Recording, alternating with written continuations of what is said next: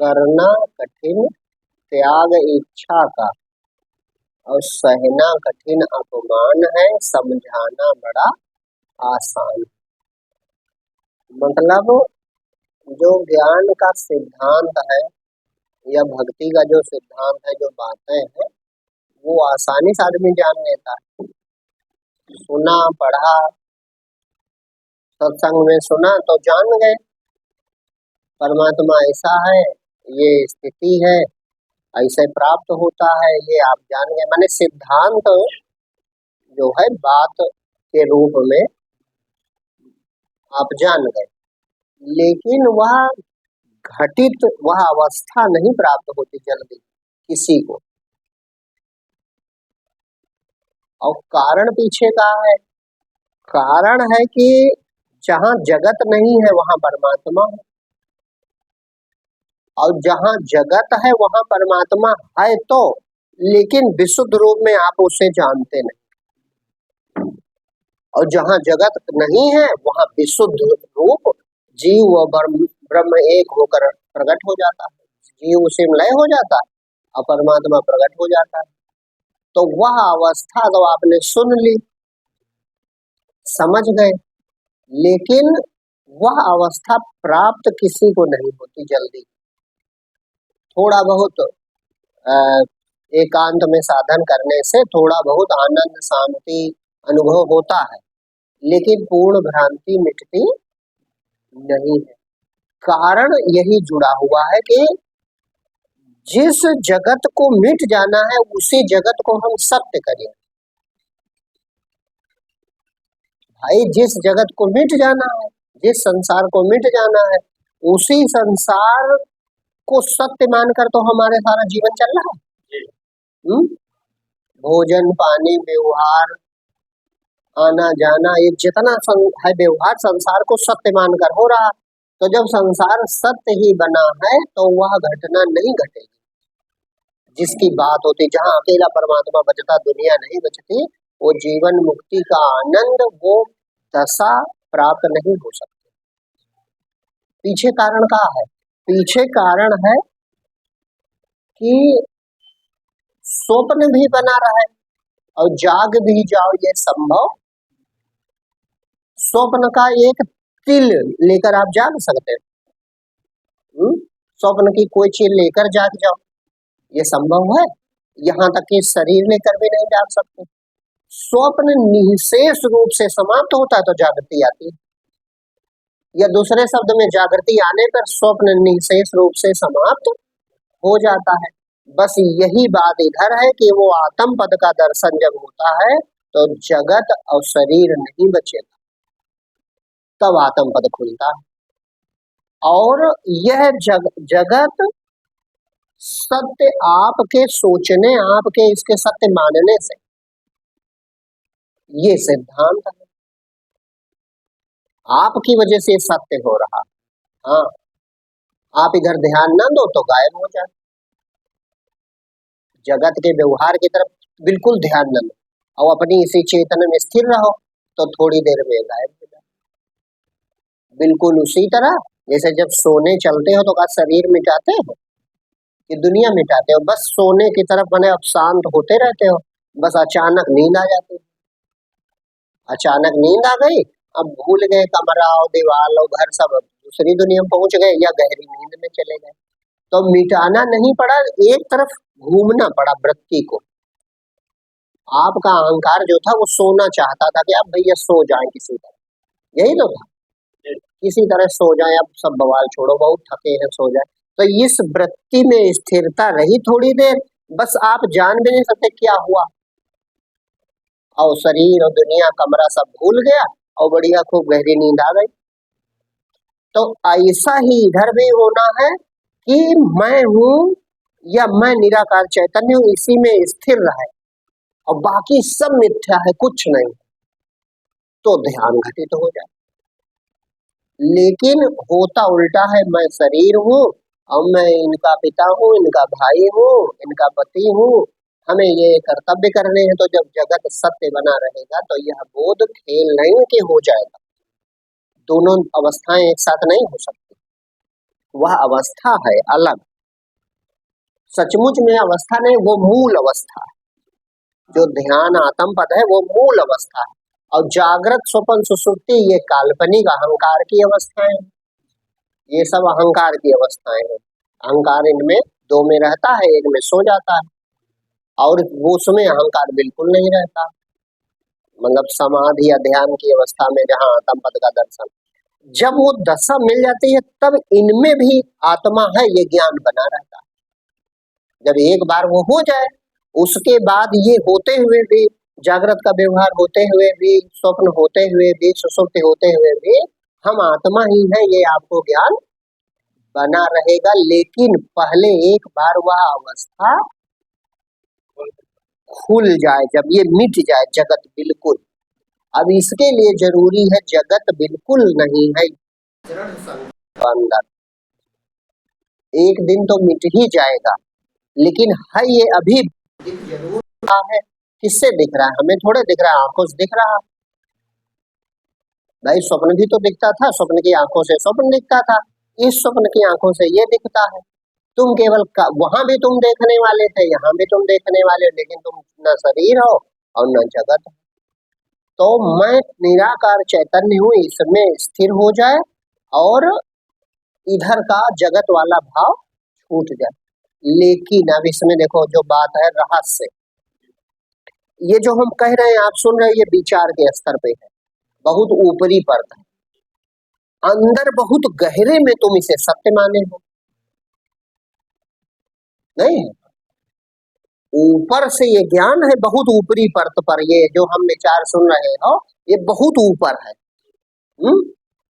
और हमको ये करना है, या अगले साल हमको घर बनवाना है, या ये व्यवस्था करनी, ये बहुत गहरे उतर चुका। तो संकल्प वो मजबूत है कि ये इसका अभी बिया है और वो पेड़ जाम चुके हैं, 10-10 साल पुराने हो चुके घने। तो उनकी अपेक्षा ये हल्का संकल्प है, तो क्या घटना घटेगी?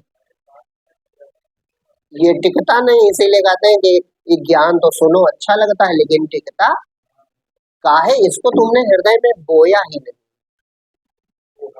और वो उग चुका है, वो फसल तैयार होने वाली है। तो अब चूंकि तुम इतना अधिक बुद्धि भौतिक हो चुकी है कि भौतिक रूप से जब कोई चोट लगती है तब आदमी बैरागी होता है। जैसे ऐसा यहाँ कहा है, कहते नहीं मन से छोड़ना है, तो बड़ा सरल लगता है, अरे मन से छोड़ना। आदमी समझ नहीं पाता मन से छोड़ना का। मन छोड़ेगा, मन तब छोड़ता है जब भौतिक रूप से कोई अभी दुर्घटना हो जाए, कोई बात हो जाए, कोई हानि हो जाए भौतिक रूप से, माने सचमुच संसार में ऐसा हो जाए, तो चूंकि उसे ही तुम सत्य मानते हो, तब तुम बैराग होगा। अंदर से बड़ी पीड़ा, ये छोड़ो सब बेकार। जैसे किसी को पीड़ा कब होती, ये संसार के लिए मर मिटा। जैसे अभी ये जो कथा लिख रहे हैं तितिक्षु ब्राह्मण का इतिहास, तो इसमें क्या, इसमें ये कथा बता रही है कि वो भौतिक रूप से जब चोट लगी तब बैरागी हुआ। और बैरागी ही हृदय की निर्मलता है, कोई इच्छा नहीं, कोई वासना नहीं, कोई कामना नहीं, हृदय निर्मल हो गया, निर्मल हृदय परमात्मा प्रकट। लेकिन ये विचार से नहीं हो सकता, वो जीवन भर धनी करता रहा। और कंजूस का कृपण का स्वभाव होता है कि वो किसी को देना ना पड़े, इसलिए सीधे मुंह बात नहीं करता। ये कृपण का एक स्वभाव। गाँव में अभी भी देखो किसी को, जो कंजूस आदमी होगा सीधे मीठी बातें नहीं करेगा। क्यों? कहीं पैसा ना मांग ले, कहीं उधार ना मांग ले, तो वो कड़वा मतलब बड़ा अकड़ के बोलेगा, झूठ है काहे मारे कि जब सीधी बातें नहीं करेंगे तो कोई मांगने की हिम्मत हमसे नहीं। तो वही उसका स्वभाव लिखा कि किसी से मीठा नहीं बोलता, घर के लोगों को एक दमड़ी दी नहीं, पूरा जीवन धन इकट्ठा किया। अब अंत में ये हुआ कि घर के लोग ही शत्रु बन गए, पति पत्नी भाई बहन। उसका अनुभव है कि देखो रुपए के लिए सब दुश्मन बन गए, सबने मार के छीन लिया बुढ़ापे में, कुछ डाकुओं ने छीन लिया, राजा ने छीन लिया, कुछ प्रकृति प्रकोप से नष्ट हो गया। अब धन के लिए वो मरा जा रहा था, धन के लिए जीवन करता, और जब धन नष्ट हो गया तो उसको बहुत बड़ा दुख हुआ। और फिर विवेक जागा कि अरे धन के लिए मर मिटे, मनुष्य जन्म, उसमें ब्राह्मण शरीर, दुर्लभ समय था और हमने बर्बाद कर डाला। तो वैराग्य हो। तो वैराग्य माने होना इतना है कि इच्छाओं का त्याग करना ही तो मुक्ति है? लेकिन ये इच्छा वो ऐसे ना छोड़ पाता। हाँ, फिजिकली भौतिक रूप से जब धन नष्ट हुआ तो वैराग्य उत्पन्न हुआ। हाँ, सद सद विवेक होने पर भी देखो ये बात, जैसे आपके पास सत्संग है ठीक बात है, लेकिन क्या आपके पास वैराग्य आ रहा? तो पाए नहीं यार। वो सत्संग भी सुन लेता फिर भी का सत्संग न रहा होगा। ये किसी ने नहीं कहा होगा कि इतना रुपया का करियो मर के लाद के ले गई हो, कहते नहीं गाँव में लोग अरे लड़का कुछ परिवार के लिए कुछ गरीब में दान करो। लोग कहते नहीं धन धर्म कमाओ या घर परिवार कम से कम अपने खाओ खुश तो रहो।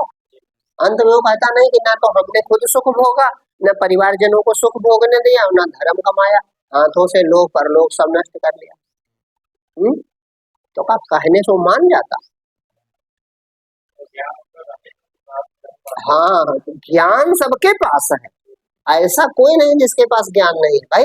सत्य असत्य सब जानते हैं, दुनिया छूट जाने वाली सब जानते, उस पर आरूढ़ वही होगा जैसी जिसकी प्रवृत्ति हो। उसकी कृपण प्रवृत्ति है तो कृपणता करता है, जानता का नहीं है कि कृपण कैसा होता है और ज्ञानी कैसा होता। तो जब भौतिक रूप से चोट लगेगी, ये कथा यही बताते कि भौतिक रूप से उसका धन सब नष्ट हो गया, अब रोने लगा, बहुत दुखी हो गया एकदम कि अब मर जाए क्या करें। तब वैराग्य उत्पन्न हुआ कि बेकार है धन और दुनिया सब, और पति पत्नी पुत्र सब बेकार हैं, देखो धन के लिए सब हमारे दुश्मन बन गए। और अधिक क्या कहें, कहो धन के लिए जान भी जा सकती। भाई धन तुम छोड़ो ना तो कहो मान जाने जाओ। 10 लाख रुपया ले घूम रहा कोई बूढ़ा आदमी, और आदमी जान जाएंगे ये बूढ़े के पास 10 लाख रुपया है और दे नहीं रहा तो कहो मार डाला। उसने ये भी कहा कि इसके लिए अधिक क्या प्राण भी लोग हरण कर लेते हैं। तो वैराग्य कब हुआ ये हम कहें, वैराग्य हुआ जब भौतिक रूप से वो घटना घटी, क्योंकि हमारी बुद्धि भौतिकवादी, हम इसी को सत्य माने तो विचारों से हम पार नहीं पा पाते, और जब भौतिक रूप से वो घटना घटती तो हम मान जाते हैं। तो अब या तो भौतिक रूप से घटे या फिर इतना ये वैराग्य गहरे ले जाओ। ये वैराग्य की बातें जो विचार है, इस विचार को गहरे धारण करो कि सचमुच ये छूट जाने वाला। जरूरी थोड़ा है कि आज आग लगे बर ही जाए, नहीं जलेगा, फिर भी एक दिन ऐसा आएगा कि हमारा इस घर का वियोग होगा। प्राण प्यारा लगता निज के, प्राण प्यारा लगता है अपना घर, अपनी पत्नी, अपने बच्चे, लगता कि नहीं लगता? बरसता जिस पर करुणा में, करुणा का बादल पत्नी बच्चों पे बरसता रहता। नहीं संदेह जिसे अपनाए वो कल छूट जाने वाला है, रे मन तो काहे को पतियाए, जगत मिट जाने वाला है, जगत मिट जाने वाला है, हाथ नहीं आने वाला। तो ये गहरी बात उतारनी है, ये ऊपरी बातों से काम नहीं चलेगा कि ऊपर ऊपर ज्ञान कहाँ है और करते वही काम रहे, करें वही और ऊपर ऊपर से ज्ञान भी कहाँ है, और दूसरे को भी समझावे कि देखो भैया रखा कुछ नहीं है। यहाँ सब यही चल रहा है, हर व्यक्ति एक दूसरे को ये कहता है यहाँ क्या रखा है, कुछ लाद के ले जाओगे भैया, कुछ ऐसा करो कि कोई गाली न दे और प्रेम से रहो, सब यही कहेंगे। लेकिन अपना जहाँ हानि होने लगे ये तो कहो दुश्मनी करें, कहो कोर्ट में मुकदमा कर दे। होगा कि नहीं होगा? तो जो संसार को बुद्धि सत्य मान रही है वो इस ज्ञान को प्राप्त नहीं कर सकता, भले वो सिद्धांत सब रटे और दूसरे को सुनावे समझावे, जगत का असत्यत्व का निरूपण याद कर ले, पूरा विधवत सब तत्वों का निरूपण करे समझावे, लेकिन वो बोधवान नहीं। बोधवान के लिए दोनों चीजें, विवेक और वैराग्य, विवेक वही है जब वैराग्य उत्पन्न कर दे तब विवेक, अगर वैराग्य नहीं उत्पन्न कर रहा है तो वो विवेक नहीं। क्यों? क्योंकि तुमको अपने ही ज्ञान पे श्रद्धा नहीं। ज्ञान तो है, विचार तो है आपके पास, लेकिन उस विचार में उतनी सत्य बुद्धि नहीं है आपकी, यही तो कारण है। भाई अगर सत्य बुद्धि हो, अब आपसे कोई कहे कि भैया ये दीवार क्रैक है अभी गिर जाएगी, तो कोई बैठेगा इसके नीचे? लेकिन कहा अरे कहते होंगे कहीं दिखता नहीं तो बैठा रहेगा। यानी जो बात कही जा रही है उसमें सत्यता आपको आभास हो तो आप छत के नीचे नहीं बैठो। जैसे अभी कोई कहे कि नहीं ये तेरे घर में जाओ, घंटे 2 घंटे में गिर सकती, तो कोई इसके नीचे बैठेगा? हम्म। लेकिन सचमुच गिरने वाली हो, लेकिन आप जानो ना, तो नहीं मानोगे तो बैठे रहोगे। तो यही हाल इधर है कि जगत छूट जाने वाला है, हाथ ना आने वाला। भजन गाओ चाहे जितना करो, लेकिन अंदर से जानते हैं कि पता नहीं कौन बुद्धि है, मोह है, कि वो मानता नहीं, आदमी उधर ही जाता है, उसी को सजाता है, उसी को संवारता है, उसी की कल्पनाएं करता है, भविष्य देखता है। तो फिर ये ज्ञान नहीं होगा। हाँ, इस ज्ञान में जब तक निष्ठा नहीं होगी, जब तक इसको सत्य नहीं मानेगी बुद्धि, ज्ञान तो पल में हो सकता है, पल मात्र में ज्ञान हो सकता है, लेकिन जगत मिथ्या मान जाए कि शरीर स्वप्न की तरह है, संसार स्वप्न की तरह है। अब जब स्वप्न की तरह है तो कौन चिंता, स्वप्न की तरह है तो कौन फेंके? अच्छा बने तो ठीक, और ना बने तब भी ठीक है। चाहे राजा बन के जियो, चाहे भिखारी बन के जियो, है तो सपना है। ऐसा जो दृढ़ भाव आवे तो ज्ञान पैदा हो जाए, लेकिन ऐसा भाव नहीं आ पाता, सत्य बना रहता है। ये यहाँ बात फंसी, लोग समझते नहीं, कहते हैं, महाराज जी समझ में नहीं आया, या बहुत दिन से अभ्यास कर रहे हैं, ध्यान नहीं होता, या कोई और समझे और कोई उपाय बताओ, कोई बात ऐसी तो नहीं जो छूट रही, कोई बात नहीं छूट रही, बात ज्यादा है ये नहीं जो छूटेगी का। ज्ञान बहुत बड़ा नहीं है कि बहुत कुछ याद करना है, इसमें ना कुछ याद कर, भूल जाना है, याद करना नहीं। जो याद है जगत बड़े नियम से चला, ये भूल जाना है बस, याद करना नहीं, जो कुछ है सब भूल जाए, बस ज्ञान पैदा हो जाए असली वाला।